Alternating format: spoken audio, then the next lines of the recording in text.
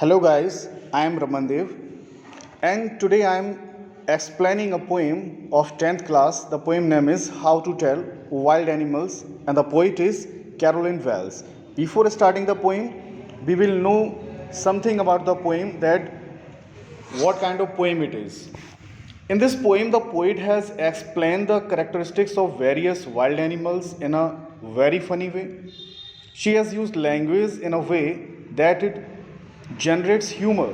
She is introducing the reader to various kind of wild animals like Asian lion, Bengal tiger, bear, etc., explaining each of the animals in a very humorous way.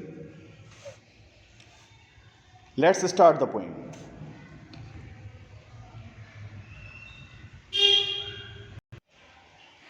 How to tell wild animals. This humorous poem suggest ये humorous poem suggest करती है some dangerous way to identify wild animals. Identify यानी कि जो animals हैं उनको identify करने का जो तरीका बता है पोइट ने, वो कैसा है, बहुत ज़्यादा dangerous है. Read it aloud. चलिए इस पोएम को पढ़ते हैं. Keeping to a strong and regular rhythm. ठीक है, एक स्ट्रॉन्ग और रेगुलर रिदम के साथ पढ़ते हैं. If ever you should go by chance to jungles in the east. यदि बाई चांस आप कभी कहाँ जाते हैं, ईस्ट की ओर जंगल में जाते हैं. And if there should to you advance, और आपको वहाँ पर क्या मिल जाए, एक चलता हुआ मूव करता हुआ क्या मिल जाए, a large and tawny beast, एक विशाल का एक बड़ा सा टॉनी बीस्ट. टॉनी का मतलब होता है ब्राउनिश येलो, यानी भूरे पीले रंग का क्या मिल जाए, एक बीस्ट मिल जाए, एनिमल मिल जाए. If he roars at you, और आप पर ये क्या करे, दहाड़े.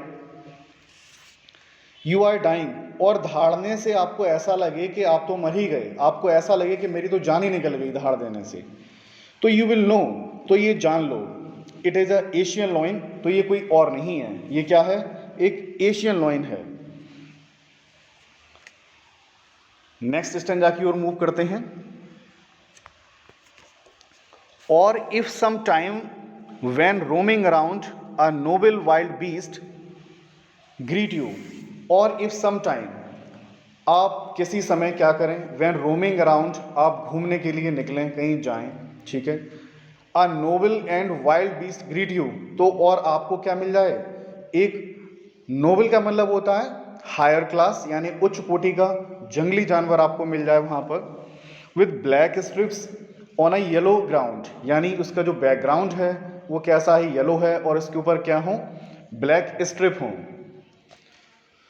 यानी कि पट्टियां हो, ब्लैक ब्लैक स्ट्रिप हो येलो बैकग्राउंड पर. तो जस्ट नोटिस, तो जरा ध्यान दीजिए. इफ़ ही ईट्स यू, और आपको ऐसा लगे कि ये तो मुझे खा ही लेगा. दिस सिंपल रूल में हेल्प यू टू लर्न, तो ये साधारण सा रूल आपकी हेल्प करेगा ये जानने में कि कोई और नहीं है, ये क्या है, the Bengal tiger to discern. Discern means identify, ये आइडेंटिफाई कर देगा कि कोई ये नो अदर एनिमल, ये कोई और अन्य जानवर नहीं है, ये क्या है, ये बंगाल टाइगर है. थर्ड स्टैंजा की ओर मूव करते हैं. If strolling forth a beast you view whose hide with spots is peppered. यदि आप क्या करें, स्ट्रॉल मीन्स क्या होता है, कैजुअल वॉक, यानी कि धीमे धीमे चलना, यानी कैजुअल वॉक करते हुए आप आगे बढ़ रहे हैं. अब बीस्ट यू व्यू, और आपको एक जानवर दिख जाए, whose hide with spots is peppered, और स्पॉट्स मीन्स क्या होता है, धब्बे, यानी कि spot is peppered covered with spots, यानी कि वो कैसा हो, यानी कवर्ड विद स्पॉट्स हो, काले काले इस पर स्पॉट्स बने हों उस एनिमल के ऊपर. As soon as he has left on you, और जैसे ही ये आप पर झपटे, तो यू विल नो, तो ये जान लो, इट इज़ अ लीपर्ड, कि कोई और नहीं है, ये क्या है, ये लिपर्ड है. यहाँ पे लिया है टी विल डू, तो यहाँ टी विल का मतलब किससे है, यहाँ शॉर्ट में लिखा गया है it will do. It will do no good to roar with pain, और आप ऐसे में क्या करें, आप चिल्लाएं, दर्द से चिल्लाएं, तो वहाँ चिल्लाने का कोई फ़ायदा नहीं है. क्यों, he will only leap and leap again, वो कुछ नहीं करेगा बल्कि क्या करेगा, बार बार आपके ऊपर दहाड़ेगा.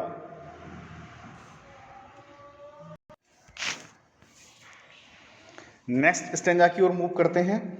If when you are walking round your yard, यदि आप क्या कर रहे हो, अपने यार्ड में वॉक कर रहे हो, you meets a creature there, और वहाँ पर आपकी मुलाकात किसी एक ऐसे क्रीचर यानी किसी ऐसे एनिमल से हो जाए, who hugs you very very hard, जो आपको क्या करे, बहुत तेज़ी से हग कर ले, गले लगा ले।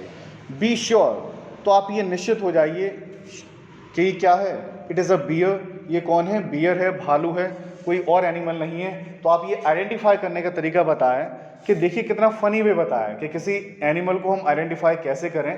Really it is the poet has presented the way to identify the animals in a very humorous way. If you have any doubt, और यदि आपको कोई डाउट है, अगर आपको ये डाउट लगता है कि ये बियर नहीं है कोई और है, आई गेस, तो मेरा अनुमान है, मेरे ख्याल से, he will give you just one more caresses, वो आपको क्या करेगा, एक बार फिर से टच करेगा, यानी केयर्सेस मीन्स होता है प्यार से हक करना, प्यार से स्पर्श करना, हक करना, दोबारा से हक करेगा। नेक्स्ट स्टेंजा देखते हैं। Though to distinguish beasts of prey a novice might non-plus, though to distinguish beasts of prey, अगर आपको क्या है, बीस्ट ऑफ प्रे का मतलब होता है शिकारी जानवर, यानी कि वो जानवर जो शिकार करते हैं, और आपको क्या है, अ novice might non plus, non plus का मतलब कंफ्यूज्ड, अगर आप कंफ्यूज्ड हैं, आप नौसिखिए हैं, आप भिन्न करने में जानते नहीं हैं कि कैसे भिन्न किया जाए, कि कैसे जानवर को पहचाना जाए, शिकारी जानवर को कैसे आइडेंटिफाई किया जाए। और विशेष करके किसकी बात कर रहे हैं वो, द क्रोकोडाइल यू ऑलवेज में टेल फ्रॉम हाइना दस, अगर आप थोड़ा कंफ्यूज्ड हैं ये आइडेंटिफाई करने में कि क्रोकोडाइल है या हाइना है, तो उसका तरीका पोइट क्या बता रहा है कि hyenas come with merry smile, कि जो हाइना है, जो लकड़भग्गा, हाइना मीन्स क्या होता है, लकड़भग्गा, वो क्या होता है, कम विद मैरी स्माइल, वो मुस्कुराता हुआ आता है, जब वो आता है वो कैसा आता है, मुस्कुराता हुआ आता है। But if they weep they are crocodile, और अगर वो रोता है तो आप समझ जाओ ये क्या है, क्रोकोडाइल। ऐसा पोइट ने इसलिए किया है क्योंकि एक कहावत कही जाती है, क्रोकोडाइल टीयर्स, यानी घड़ियालू आंसू, घड़ियाली आंसू के बारे में बात बता रहे हैं। तो कहने का मतलब है यहाँ पे एक फनी वे में उसने बताया कि कोई एनिमल क्या कर रहा है, वीप कर रहा है, तो आप आइडेंटिफाई कर लो कि ये क्रोकोडाइल है, ठीक है, वो स्माइल लेके आ रहा है, तो क्या है, वो हाइनाज है। लास्ट स्टेंजा की ओर चलते हैं। The true chameleon is small, अब यहां पर किसको आइडेंटिफाई करने की बात चल रही है, कैमिलियन। कैमिलियन क्या होता है, गिरगिट। ट्रू कैमिलियन इज स्मॉल, एक जो गिरगिट होता है वो कैसा होता है, स्मॉल होता है।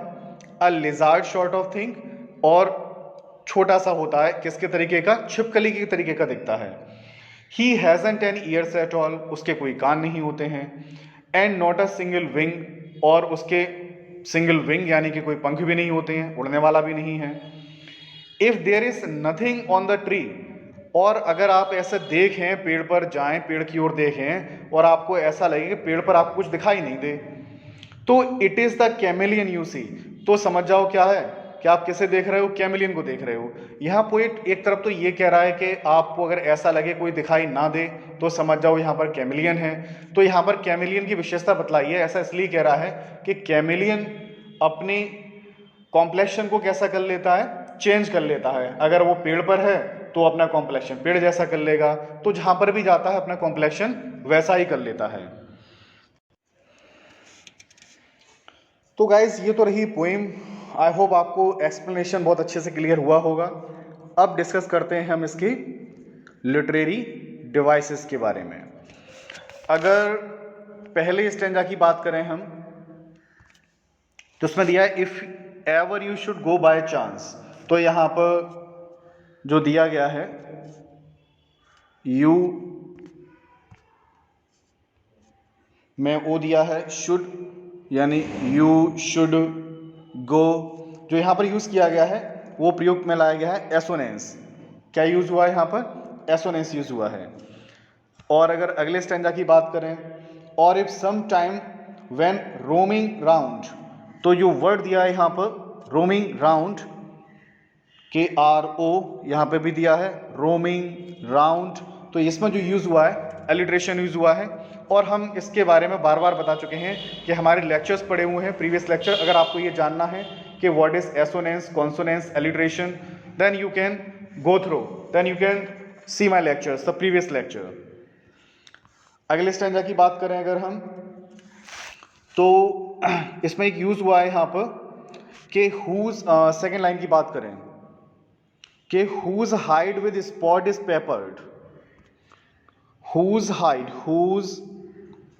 hide with spot is peppered, तो इसमें क्या गाइस यूज हुआ है, यहाँ पर एसोनेंस यूज हुआ है, whose spots यहाँ पर एसोनेंस यूज हुआ, और एक लाइन तीसरी लाइन दे रखी है यहाँ पर as soon as he has leaped, तो यहाँ पर जो यूज में लाया गया है लेफ्ट, एक्चुअली इसकी जो स्पेलिंग होती है वो LEPT ना होके LEAPT होती है, और पोइट ने यहाँ पर थोड़ी सी क्या की है, चेंजिंग की है। ग्रामर से छेड़छाड़ करना, यानी कि ये पोइट को अथॉरिटी होती है कि वो अपनी राइमिंग बनाने के लिए, पोइम की राइम को अच्छा करने के लिए क्या कर सकते हैं कि मीनिंग में फेरबदल कर सकते हैं। और ये भी एक प्रकार की पोइटिक डिवाइस होती है कि मीनिंग में चेंज कर देना, कि मीनिंग यहाँ पर क्या है LEAPT और यहाँ पर उन्होंने कर दिया लेफ्ट। तो इस तरह की कोई बात दे रखी हो तो उसे कहा जाता है पोइटिक लाइसेंस,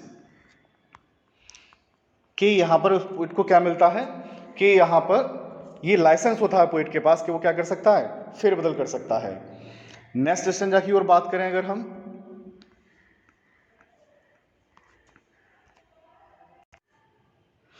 नेक्स्ट स्टैंजा की बात करते हैं कि if when you are walking, when and walking, यहाँ जो यूज हो रहा है एलिटेशन यूज हो रहा है तीसरी लाइन में, who hugs you very very hard, who hugs, फिर से एलिट्रेशन यूज हो रहा है, be sure it is a bear, be bear, फिर से एलिट्रेशन यूज हो रहा है। तो यहाँ पर अधिक से अधिक यूज किया गया स्टैंजा में, एलिट्रेशन का यूज किया है।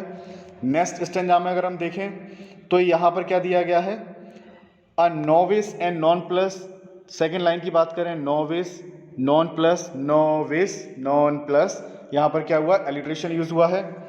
और अगर लास्ट स्टैंजा की बात करते हैं अगर हम, तो the true chameleon is small, a lizard short of thing, he hasn't any years at all, and ये तीसरी लाइन की बात करें, he hasn't any years at all, यानी कि ही हैज, फिर से एलिट्रेशन का यूज हुआ है, and not a single wing, single wing यानी कि सिंगल, जी, और यहाँ पे फिर से क्या हुआ है, जी, तो यहाँ पर क्या कहा जाएगा, कॉन्सोनेंस कहा जाएगा इसे। आई होप आपको लिटरेरी डिवाइसेस एंड पोइम की एक्सप्लेनेशन बहुत अच्छे समझ में आई होगी। अगर आपको मेरा लेक्चर पसंद आया हो तो आप मेरे लेक्चर को लाइक करें और मेरे चैनल को सब्सक्राइब करें। Thank you very much guys.